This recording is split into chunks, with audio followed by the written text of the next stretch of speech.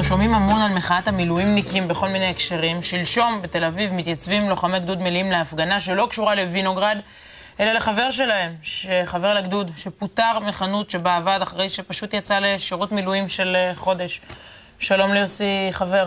בוקר טוב. פוטר מעבודתו כאופטימטריסט בחנות אופטיקה משקפיים בתל אביב. שלום למארגן ההפגנה, מפקד הגדוד, סגן אלוף במילואים בני ינאי. בוקר טוב. שלום ניר דבורי, כתב צבאי בחדשות ערוץ 2. לא מפוטר, כתב צבאי בחדשות ערוץ 2 עדיין. יוסי, ספר מה קרה.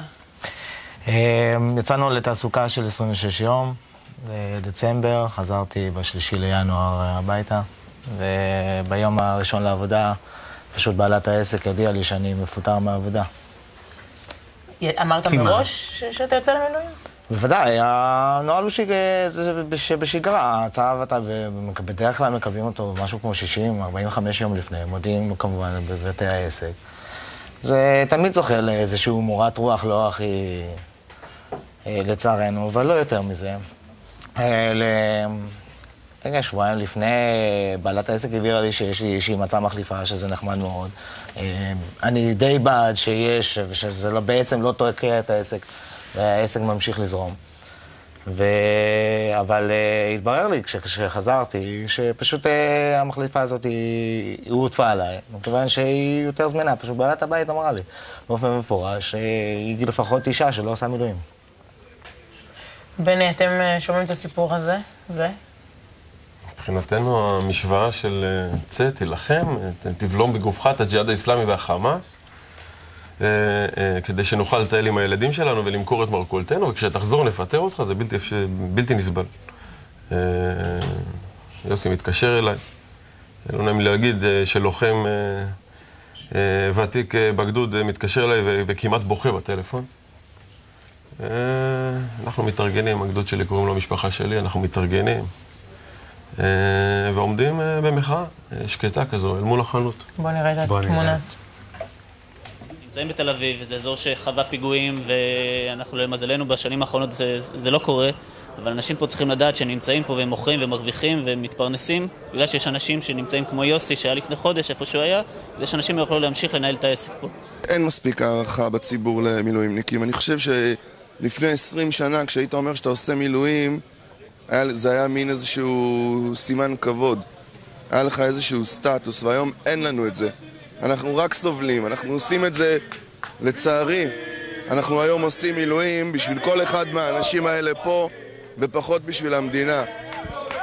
אנחנו עושים את זה בשביל החברות. כשאנחנו חוזרים הביתה כל פעם, אנחנו מקבלים תגובות לא נעימות, מכל הכיוונים, וזה מצב שאסור שיהיה. אלה החברים שלכם מהגדוד. מה התוצאה של ההפגנה הזאת? יש כבר פירות? אנחנו נעמוד במשמרת מחאה אל מול החנות, עד שיוסי ימצא עבודה אחרת. אנחנו נעמיד שם 5 מהלוחמים, מקווה שזה יסתדר. אני רק רוצה להוסיף שמי שחי היום במדינת ישראל ולא מבין שצה"ל ובתוכו אנשי מילואים נמצאים במוד התקפי אל מול הג'יהאד האסלאמי והחמאס בעיקר, שזה כולל מעצרים יום-יום ולילה-לילה, כולל פעולות סיכול מורכבות, כדי שהוא יוכל לטייל עם הילדים שלו בגינה ולשבת עם חברים שלו בקפה. מי שלא מבין את הסיטואציה הזו, לא חי כאן. איך בצה"ל מתייחסים לזה? תראה, בוא נגיד כך. יש אמנה שנחתמה בין המעסיקים הגדולים במשק לבין צה"ל, שלפיה חייבים לגלות הבנה, התחשבות ותמיכה לא רק בחייל המילואים, אלא גם בבני משפחתו. אבל זה אל מול המעסיקים הגדולים. מה שקורה אל מול המעסיקים הקטנים, אין מצב שבו הצבא יכול לשלוט ולפקח על כל מה שקורה, אבל יש הצעת חוק שהניח חבר הכנסת חיים כץ כבר לפני כמה שבועות, ואושרה בוועדת שרים, קנס של 100,000 שקלים למעסיק שמפטר חייל מילואים. 100,000? 100,000 שקלים. זה סכום ענק, בייחוד למעסיק קטן. שהמעסיק צריך לשלם או המדינה תשלם? המעסיק נקנס על כך שהוא מפטר חייל מילואים, אם זו העילה. וזה הוכח. השאלה זה איך מוכיחים ומה העילה. כי הנה שרה דגן, בעלת החנות אופטיקה משקפיים, אומרת, הפיטורים הם בשל חוסר שביעות רצון ממך, יוסי. זה מקרה פרטי שאתם גוררים למאבק ציבורי, תקשורתי, מתוך תאוות פרסום מניפולטיבית של החייל, לא פחות. מה יש לך להגיד לה בחזרה?